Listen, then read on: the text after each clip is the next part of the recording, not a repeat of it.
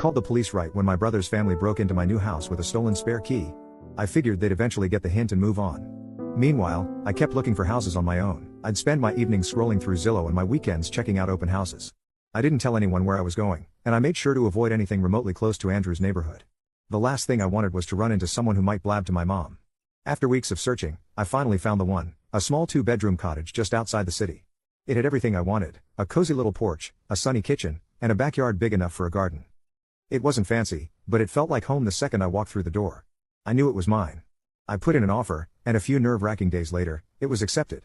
I can't even describe how good it felt. For once in my life, I was doing something entirely for myself, without anyone else's input. Of course, I didn't tell my family.